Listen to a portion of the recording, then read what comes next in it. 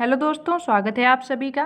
तो आज मैं केमिस्ट्री के बहुत ही टॉप क्वेश्चंस को लेके आई हूँ जो कि बार बार पूछे गए हैं और रिपीट होने के बहुत ज़्यादा चांसेस हैं, तो इसे आप पूरा ज़रूर देख लें।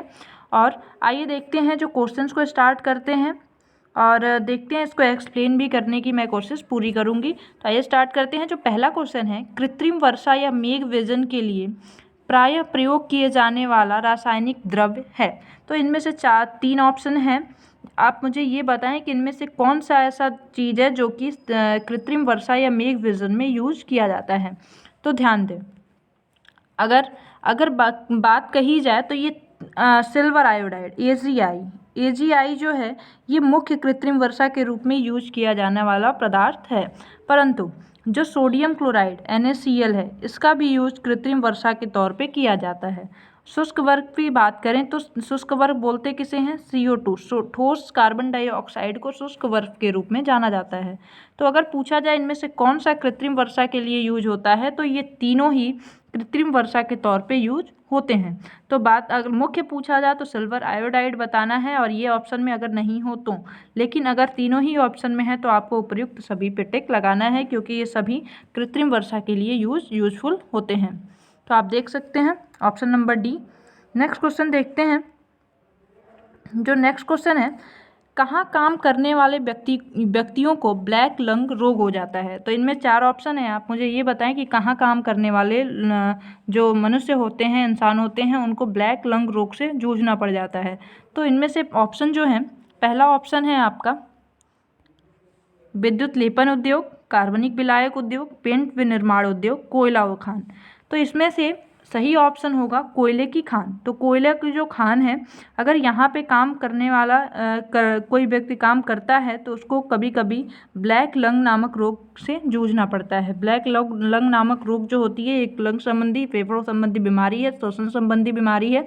तो आप इसे ध्यान रखें, ये कहाँ हो जाती है? कोयले की खान में काम करने वाले व्यक्तियों को जनरली देखने को मिलती है। अगले क्वेश्चन की तरफ।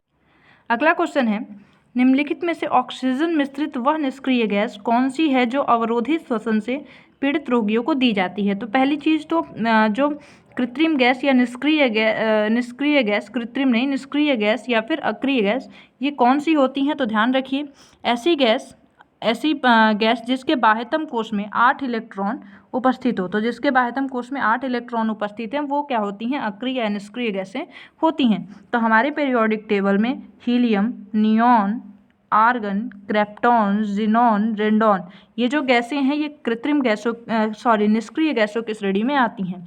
ये जनरली किसी से भी रिएक्शंस नहीं करती हैं। अगर एक्सेप्शन छोड़ दिया जाए तो जिनॉन को छोड़ दिया जाए, जिनॉन रिएक्शन करते हैं। तो आप इस ध्यान रखें। तो इनका यूज हम अक्रिय गैसों के रूप में करते हैं बहुत सारे पदार्थों के साथ मिला करके। तो अगर श्वसन संबंधी बीमारी होती है तो हम इनमें से हीलियम को ऑक्सीजन के साथ मिला करके देते हैं। तो इसे आप ध्यान रखें, हीलियम यहाँ पे क्या हो जाएगा? करेक्ट ऑप्शन हो जाएगा। अगला क्वेश्चन है, अम्ल वर्षा वनस्पति को नष्ट कर देती है क्योंकि उनमें। तो अम्ल वर्षा होती क्या है? सबसे पहली बात, जो कल कारखाने या गाड़ियाँ होती हैं उनसे तरह तरह के हानिकारक गैसें निकलती हैं, जैसे कि सल्फर डाइऑक्साइड, उसमें से भी एक गैस होती है सल्फर डाइऑक्साइड। ये बहुत ही एक प्रदूषक गैस है, हानिकारक गैस है। तो जब ये वायुमंडल में रहता है, हवा के साथ मिला रहता है, और जब बारिश होती है तो पानी के साथ मिल करके, H2O के साथ मिल करके ये सल्फ्यूरिक अम्ल का निर्माण करता है, H2SO4 का निर्माण करता है। और आप जानते हैं सल्फ्यूरिक अम्ल एक बहुत ही खतरनाक अम्ल है, और ये जब पानी के साथ बरसता है तो ये तरह तरह की वनस्पतियों, जीवों, पेड़ पौधों, स्मारकों को नष्ट करने का काम करता है।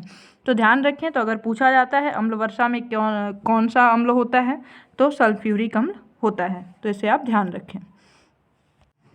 अगला क्वेश्चन है, जीवाणुओं को नष्ट करने के लिए निम्नलिखित में से कौन सी गैस का प्रयोग किया जाता है। तो ऑप्शन है आपके पास क्लोरीन, ऑक्सीजन, हाइड्रोजन और नियॉन। तो इसमें से आपको बताना है कि कौन सी ऐसी गैस है जिसका प्रयोग जीवाणुओं को मारने के लिए किया जाता है। तो इसका करेक्ट ऑप्शन होगा क्लोरीन। तो क्लोरीन का उपयोग जीवाणुओं को मारने के लिए किया जाता है। तो इसे आप ध्यान रखें। अगला क्वेश्चन है, एरोसॉल का उदाहरण है। तो इसमें से एरोसॉल का उदाहरण कौन सा होगा? ऑप्शन है दूध, नदी का जल, धुआं और रुधिर। तो इसमें से कौन सा है जो कि एरोसॉल का उदाहरण है? तो ध्यान रखें, जो धुआं होता है वो एरोसॉल होता है एक। तो इसमें आप मुझे ये बताएं कि किसका किसका मिश्रण होता है। दूध की बात करें तो दूध एक पायस है, इमल्सन है, तो इसे आप ध्यान रखें।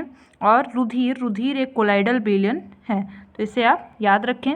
रुधिर के बारे में हम जब बायो में पढ़ेंगे, क्योंकि रुधिर से भी बहुत अधिक क्वेश्चंस पूछे जाते हैं, तो इससे आप ध्यान रखें। रुधिर के बारे में हम अच्छे से पढ़ेंगे। अगला क्वेश्चन देखते हैं हम, तो इसका सही ऑप्शन क्या हो जाएगा? धुआं। अगला क्वेश्चन देखते हैं कि धूम कोहरा मौजूद आँख में जलन पैदा करने वाला एक शक्तिशाली द्रव। तो इसका आंसर क्या होगा? ऑप्शन जो दिए गए हैं, nitric oxide, sulphur dioxide, परऑक्सी acetyl nitrate, carbon dioxide. तो ये बताना है कि धूम कोहरा में ऐसी कौन सी चीज़ मौजूद होती है जो कि आँखों में जलन पैदा करती है। तो ध्यान रखें कि धूम कोहरा में परऑक्सी एसिटिल नाइट्रेट होता है, परऑक्सी एसिटिल नाइट्रेट होता है जो कि आँखों में जलन पैदा करता है। तो अगले क्वेश्चन को देखते हैं। तो अगला क्वेश्चन है, वायुमंडल में कौन सी गैस है जो कि पराबैंगनी किरणों का अवशोषण करती है? ये तो बहुत कॉमन सा क्वेश्चन है।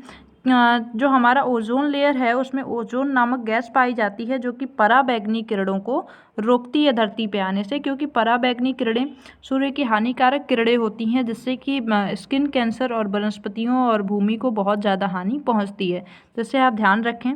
तो ओजोन जो है O3 क्या होती है? मौजूद होती है वायुमंडल में, जो कि पराबैंगनी किरणों को आने से रोकती है। तो अगले क्वेश्चन को हम देखते हैं। तो जो अगला क्वेश्चन है हमारा, हरे फलों को कृत्रिम रूप से पकाने के लिए प्रयुक्त गैस है।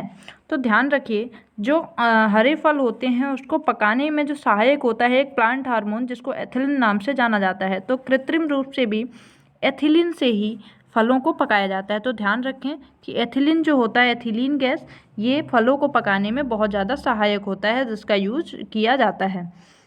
अगला क्वेश्चन देखते हैं हम। तो जो हमारा अगला क्वेश्चन है, निम्नलिखित में से कौन सा पीड़कनाशी ओजोन का ह्रास करता है? तो इसमें से कौन सी चीज़ है जो कि ओजोन का ह्रास करती है? CFC, chlorofluorocarbon. तो आपने सुना होगा क्लोरोफ्लोरोकार्बन, जो कि किसी भी फ्रिज, कूलर या फिर AC वगैरह से निकलती है गैस, CFC। तो CFC को तो कॉमन है, क्लोरोफ्लोरोकार्बन, इससे एक ओजोन का ह्रास होता है। लेकिन अगर इसमें से क्लोरोफ्लोरोकार्बन तो दिया नहीं गया, तो फिर कौन सा ऑप्शन होगा जो कि ओजोन का ह्रास करता है? तो ध्यान रखिए, इसमें जो मेथिल ब्रोमाइड होता है, मेथिल ब्रोमाइड, ये ओजोन का ह्रास करता है, ओजोन के लिए हानिकारक है, जिससे कि पराबैंगनी किरणें धरती पे आ सकती हैं अगर ओजोन की हानि होती है। तो DDT की बात करें तो DDT जो होता है ये एक कीटनाशक पदार्थ है और ये एक नॉन बायोडिग्रेडेबल, मतलब कि ये धरती में, ज़मीन में ये नष्ट नहीं होता पूरी तरह से, इसलिए इसको गवर्नमेंट ने बैन कर रखा है। तो DDT को ध्यान रखें, DDT एक कीटनाशक पदार्थ है। बेंजीन क्या है? एक अध्रुवीय विलायक है जो कि चीज़ों को घोलने में, अध्रुवीय पदार्थों को घोलने में सहायक होता है। तो उम्मीद करती हूँ ये सारी इन्फॉर्मेशन आपको बहुत अच्छी लगी होगी। ऐसी ही वीडियोज़ पाने के लिए, इन्फॉर्मेशन पाने के लिए प्लीज़ चैनल को सब्सक्राइब ज़रूर कर लें। Thank you so much.